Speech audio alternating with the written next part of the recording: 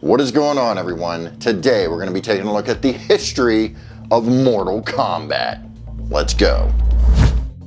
In August of 1992, Mortal Kombat stormed into arcades everywhere.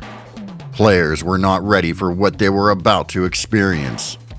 Rumors of a fighting game with real people that ripped each other's heads off while spilling gallons of blood were already circulating before the game even hit their local arcades. This was due in large part to a new fighting game being tested in the Chicago area, where word of mouth spread quickly with the help of several video game magazines. That game was Mortal Kombat. Developers Ed Boon and John Tobias, who were working for Midway Games at the time, had a vision for a fighting game using large digitized graphics, similar to Pit Fighter, that featured ninjas. This vision would eventually become a reality when Midway wanted them to create a fighting game featuring Jean-Claude Van Damme. This was most definitely to compete with the popular Street Fighter games that were taking over arcades at the time. However, the problem was that there was no way they could get Van Damme, especially not in the short time that they had to develop the game. So instead, they would draw inspiration from popular movies that they loved at the time, and this would be very apparent in the final product. Movies like Bloodsport, Big Trouble in Little China, and Enter the Dragon were just a few of the many that would inspire Mortal Kombat. Van Damme would actually be represented through the character Johnny Cage, a cocky Hollywood star. By filming real actors performing martial arts moves, they were able to digitize this footage to create the most realistic fighters ever seen in a video game at that time. Other games have used digitized actors before, but this was on another level of realism and detail than previously seen. Believe it or not, the graphic violence the game would become known for was not the original intention. Instead, it would slowly be added as the development went on. Wanting something to set it apart from other fighting games at the time, the blood was added and then ramped up to 10. Fatalities were an evolution of the dizzy mechanics seen in games like Street Fighter. Ed Boon wasn't exactly a fan of the dizzy moves, so he turned the dizzy moment into the final moment of the opponent, ending in a final blow, or fatality. For some reason, because of the comically over-the-top nature of the blood and fatalities, Ed Boon and crew never imagined it would become as controversial as it did. Oh, it had an effect all right.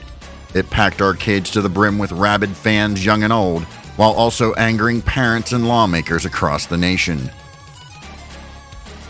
The insane popularity of the game meant that home versions weren't only inevitable, but coming sooner than anyone thought.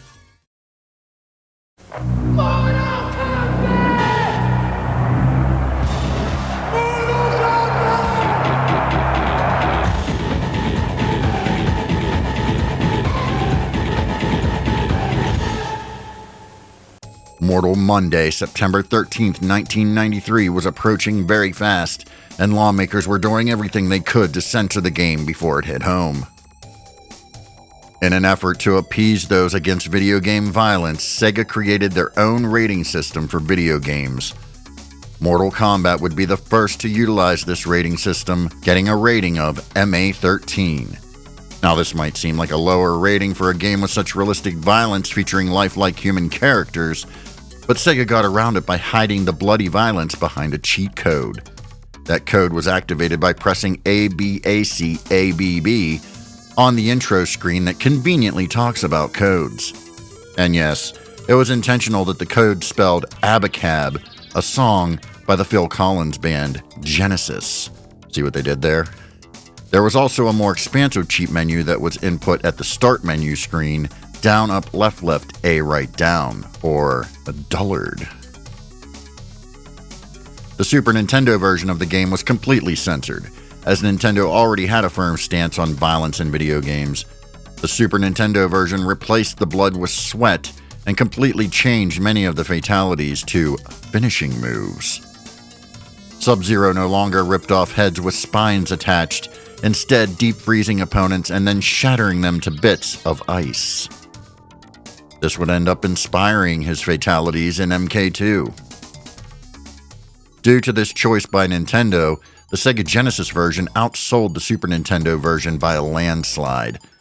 It wasn't just because of the blood, the Genesis version just played better overall.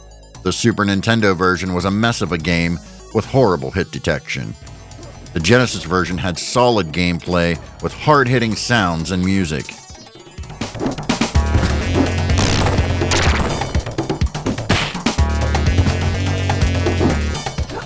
The Super Nintendo version had more accurate music and sounds, but they suffered from sounding too soft due to the Super Nintendo's SPC 700 sound chip.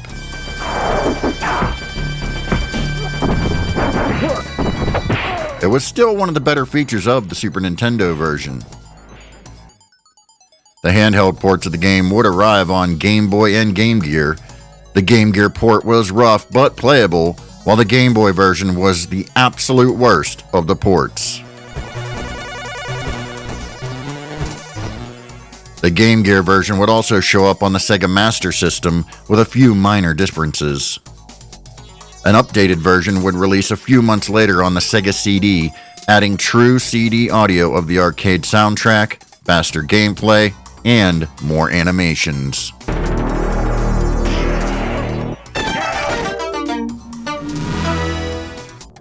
All in all, nothing was going to stop Mortal Kombat from taking over the video game scene, both in arcades and at home. That is, of course, until its own sequel arrived, to which nothing could prepare you. So there you have it, folks, the history of Mortal Kombat, but it was just the beginning. If you like this kind of thing, be sure to hit the subscribe button and notification bell so you're notified when I upload more videos. And with that said, I will catch you all down the road.